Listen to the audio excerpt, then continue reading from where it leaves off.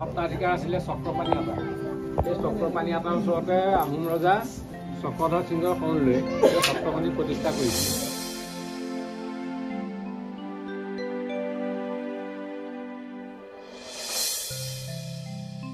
দৰ্শকসকল, মই বৰ্তমান আহি আছোঁ মাজুলী চামগুৰি সত্ৰলৈ।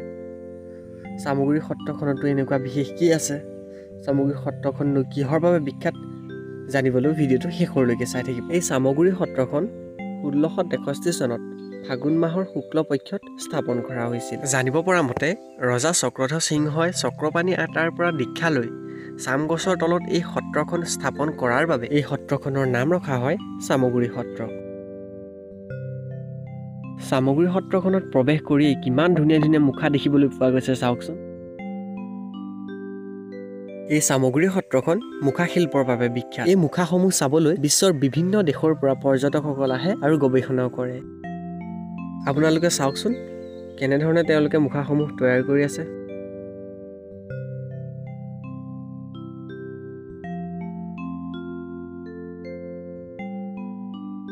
এই মুখাসমূহ তৈয়াৰ কৰোঁতে বাঁহৰ কাঠি ব্যৱহাৰ কৰা হয়, মাটি ব্যৱহাৰ কৰা হয়, গোবৰ ব্যৱহাৰ কৰা হয় আৰু কটনৰ কাপোৰ ব্যৱহাৰ কৰা হয়।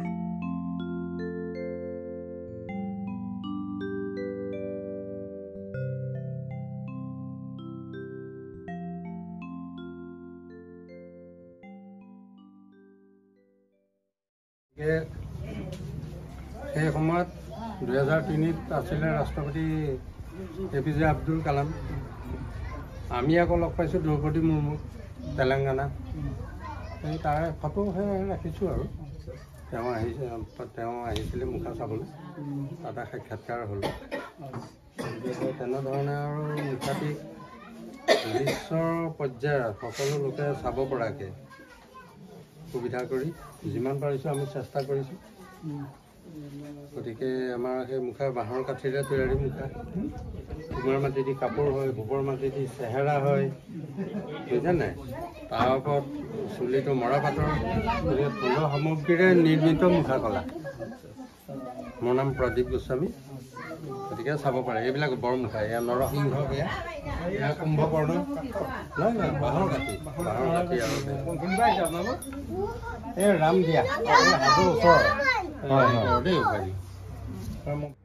বৰ্তমান মুখা শিল্পৰ লগত জড়িত মাজুলীৰ চামগুৰি সত্ৰৰ যিজন মুখ্য ব্যক্তি, তেওঁৰ নাম হৈছে হেমচন্দ্ৰ গোস্বামী। হেমচন্দ্ৰ গোস্বামীদেৱ 1958 চনত জন্মগ্ৰহণ কৰিছিলে আৰু 2023 চনত এই মুখা শিল্পৰ প্ৰতি আগবঢ়োৱা অৱদানৰ বাবে তেওঁ পদ্মশ্ৰী বঁটা লাভ কৰিছিলে।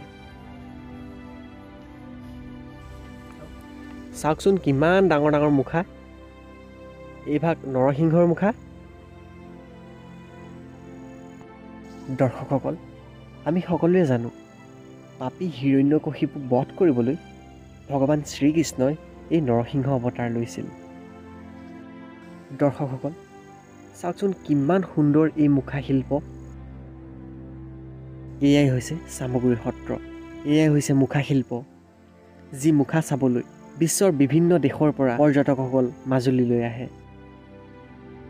বাঁহৰ কাঠি, কটনৰ কাপোৰ, পোৰা মাটি, গোবৰ, চাওকচোন কি আকাৰ দিছে।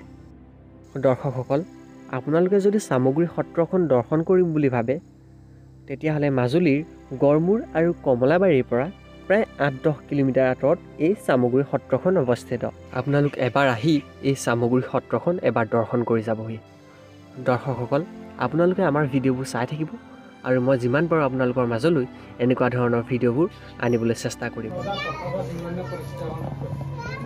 আৰু তেতিয়াই প্ৰথমজন সপ্তাধিকাৰ আছিলে চক্ৰপাণি আটা। এই চক্ৰপাণি আটাৰ ওচৰতে আহোম ৰজা চক্ৰধৰ সিংহৰ শৰণ লৈ এই সত্ৰখনি প্ৰতিষ্ঠা কৰিছিল। এজোপা চাম গছ আছিলে, সেই চাম গছজোপাৰ তলতে সত্ৰখনি প্ৰতিষ্ঠা কৰাৰ কাৰণে নাম দিছিলে চামগুৰি সত্ৰ। দৰ্শকসকল, চামগুৰি সত্ৰৰ মুখা শিল্পসমূহ আপোনালোকক মই দেখাবলৈ চেষ্টা কৰিলোঁ। আপোনালোকে নিজেও আহি এবাৰ এই চামগুৰি সত্ৰখন দৰ্শন কৰিবহি। অন্য এটা ভিডিঅ'ত লগ পোৱাৰ প্ৰতিশ্ৰুতিৰে আজিৰ ভিডিঅ'টো আমি ইয়াতে সামৰিছোঁ। আমাৰ চেনেলটো আপোনালোকে ছাবস্ক্ৰাইব কৰি ল'ব যাতে মই আগুৱাই যাব পাৰোঁ, আপোনালোকক ভাল ভাল ভিডিঅ' দেখাব পাৰোঁ, ভাল ভাল ভিডিঅ', ভাল ভাল ঠাই আপোনালোকক দেখাব পাৰোঁ। আৰু ভিডিঅ'টো লাইক কৰিব, বন্ধুসকলৰ মাজত শ্বেয়াৰ কৰিব আৰু কমেণ্ট কৰি জনাব যে ভিডিঅ'টো কেনেকুৱা হৈছে। ধন্যবাদ।